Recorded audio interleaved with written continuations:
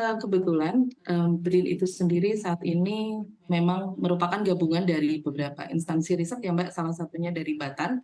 Dan kami di BRIN, Pusat Riset Teknologi Pertambangan, memiliki memang sudah concern ya di riset untuk bagaimana kita bisa memanfaatkan logam tanah jarang yang ada di Indonesia dengan membentuk kelompok riset peningkatan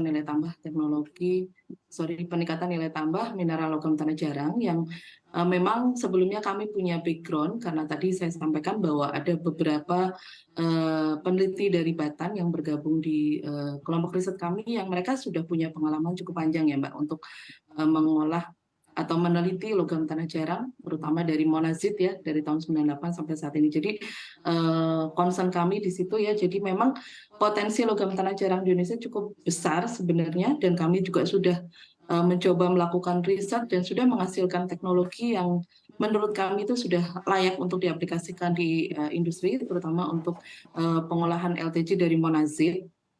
Dan beberapa untuk saat ini kami juga concern juga untuk mencoba mengolah logam tanah jarang dari sumber lainnya seperti tadi ditayangkan juga dari laterite, kemudian dari red mud, dari bauksit, dan juga sebenarnya ada potensi dari secondary waste yaitu misalnya dari apa namanya electronic waste dan juga dari limbah dari industri petrokimia ataupun petroleum seperti itu Mbak. Jadi menurut kami sebagai periset yang memang concernnya di bidang teknologi, kita punya potensi yang cukup besar ya sebenarnya, dan teknologinya pun sudah cukup kita kuasai, terutama untuk yang monazit tadi. Jadi memang menurut kami itu sangat sangat mungkin ya Indonesia untuk bisa mendirikan sebuah industri logam tanah jarang. Seperti itu Mbak.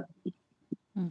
Eee, Bu Widi, ini mungkin saya masih ingin melanjutkan pertanyaan mengenai, Malaysia. Jadi Malaysia memiliki keputusan untuk akhirnya mengekspor rare earth minerals mereka gitu ya. Bagaimana tanggapan Anda mengenai hal ini? Apakah memang benar mumpuni? Karena di satu sisi Malaysia tadi seperti, yang sempat tadi saya sampaikan dalam hal reserve-nya untuk rare earth minerals itu, eee, tentunya tidak sebanyak yang dimiliki oleh Indonesia. Bagaimana tanggapan Anda dan apakah ini juga bisa diberlakukan di Indonesia melihat abundant natural resources yang kita miliki? Ya, ya.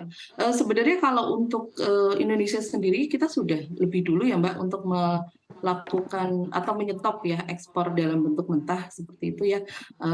Termasuk juga logam tanah jarang ya. Kalau kita lihat ada beberapa peraturan yang sudah keluar, sebenarnya ya kita sudah melakukan penyetopan atau pelarangan untuk mengirim logam tanah jarang dalam bentuk mentah ya. Tetapi memang untuk pengolahannya itu sendiri memang belum belum ada ya sampai saat ini, Hmm. dan hasil riset kami sebenarnya sudah cukup confidence ya untuk kita terapkan, dan saat ini kami pun sedang melakukan kerjasama dengan beberapa industri, tujuannya tadi untuk supaya apa yang sudah kami hasilkan teknologi bisa diterapkan. Kalau Indonesia sendiri sebenarnya udah lebih dulu ya untuk menurut saya sudah lebih dulu untuk melakukan penyetopan ekspor tersebut, apalagi dengan potensi tadi. Jadi saya rasa itu bukan sesuatu yang mustahil ya untuk bisa diterapkan. Seperti itu, Mbak. Baik, terima kasih banyak Bu Widi atas tanggapan dan juga sebagai pemantik diskusi kita pada sore hari ini. Saya akan ke Pak Yosef sekarang. Jadi memang sudah ada tadi seperti kata Bu Widi namun belum diterapkan gitu ya. Entah belum diterapkan dengan baik atau memang belum diterapkan secara masif. Eee, Kira-kira apa penyebabnya menurut Anda Pak Yosef? Dan kalau misalnya kita ingin memberikan informasi kepada masyarakat awam, apa sebenarnya manfaat dari logam tanah jarang tersebut, Pak? Baik, eh, terima kasih Bu Safrina. Jadi memang manfaat yang utama saat ini memang digunakan untuk permanen magnet untuk menggerakkan motor. Hmm. Lalu yang kedua memang untuk komponen pada baterai. Dan yang ketiga yang banyak sekali digunakan memang katalis, gelas, dan segala macam paduannya yang tujuannya memang untuk advance teknologi yang biasanya untuk aplikasi militer. Ditambah lagi dengan temuan kombinasi skandium dan aluminium memang jadi baja yang cukup ringan. Jadi aplikasinya sebenarnya cukup luas, Bu Safrina. Baik, dan kedepannya seperti yang tadi sempat saya sampaikan, mengapa Indonesia belum sempat mengeksplorasi lebih jauh potensi dari logam tanah jarang ini, Pak? Jadi kalau dalam eksplorasi, dalam catatan kami sebagai ahli geologi di Indonesia, dalam catatan kami Badan Geologi dan BRIN memang hampir sudah melakukan eksplorasi di seluruh area Indonesia. Memang belum detail, tingkat eksplorasinya masih dalam bentuk prospecting. Perlu didetailkan lagi, dirankingkan lagi, dan nantinya untuk diprioritizing mana yang harus dikerjakan duluan. Harus dipahami bahwa memang kandungan dari tanah jarang kita bukan seperti di benua-benua besar, Australia, Cina, Brazil, Amerika, yang rata-rata memang berada di batuan-batuan yang sifatnya carbonatite.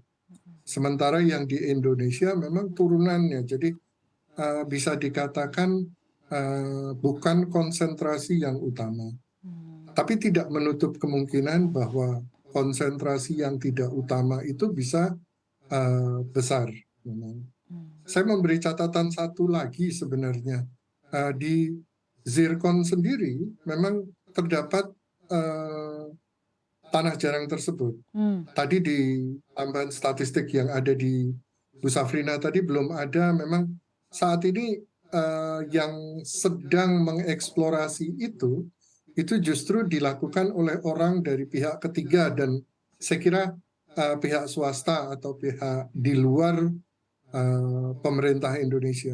Jadi catatan-catatannya mungkin belum dimasukkan di dalam inventory kita. Gitu Bu Safrina.